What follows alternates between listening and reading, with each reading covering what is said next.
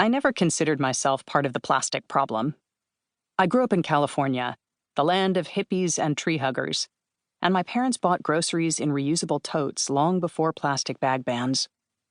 I knew littering was wrong and recycling was good, and we even had an outdoor compost pile for kitchen scraps. As an adult, I felt good about my environmental efforts. After graduating from the University of California, Berkeley, I landed a job managing public relations for clean technology startups in the solar, energy storage, and water purification industries. I also rode public transportation to work or walked, ate a vegetarian diet, and lobbied my landlord to add a compost bin to our building. I knew climate change was a serious issue and scoffed at the drivers of gas-guzzling SUVs.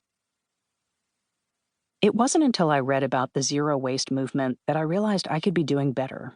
Like, a lot. I learned about a no-nonsense French woman, Bea Johnson, who fit an entire year's worth of her family's trash into a single 8-ounce Le Parfait jar. Seeing how little waste she produced made me reflect on my lifestyle. And when I looked closer, I didn't like what I saw. My fridge was filled with pre-made salads in plastic clamshells, foam takeout containers, and leftover bits of produce and cheese bundled in plastic wrap. I loved shopping, and my closet was overflowing with fast fashion that I replaced often. My bathroom drawers and shower were littered with expensive shampoos, serums, and other fancy products that promised flawless skin and long, shiny hair.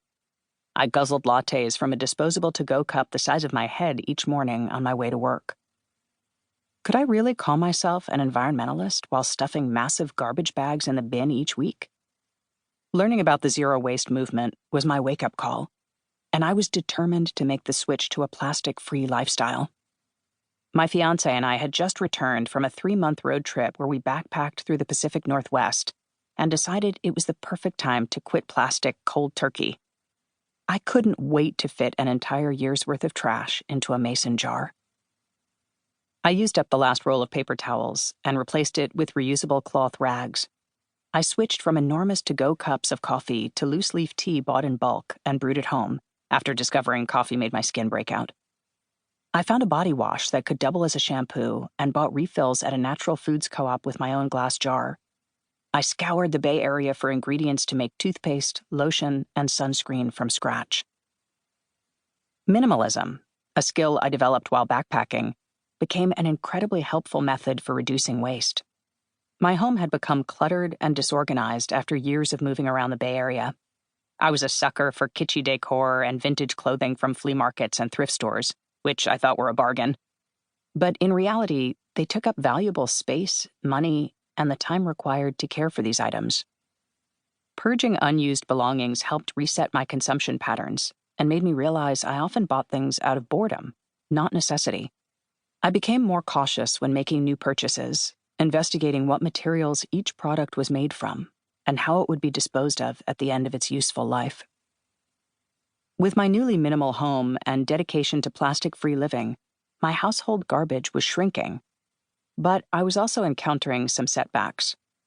For one, I couldn't find many of the reusable products I was looking for to replace disposables, such as a wood dish brush and cloth produce bags. And when I bought them online, they were shipped with wasteful plastic packaging. And although my garbage was decreasing, it was nowhere near being able to fit into a mason jar. I was racked with eco-guilt every time I made a misstep and starting to lose steam.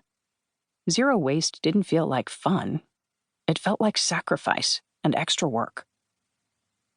My approach shifted after a yoga class. I know, cliché, during which the instructor urged us not to compare our practice to other yogis around us. I realized that to make plastic-free living sustainable, I needed to focus on my journey and stop measuring my progress against the seemingly perfect lifestyles shown on Instagram. To make it work for the long haul, zero waste needed to be adaptable and forgiving, especially when life threw me a curveball, looking at you, COVID-19. I let go of the idea of squeezing my trash into a jar and started to focus on the wins, remembering to bring a reusable cup to my local cafe, successfully making all-purpose cleaner from natural ingredients, and finding a plastic-free deodorant that actually worked.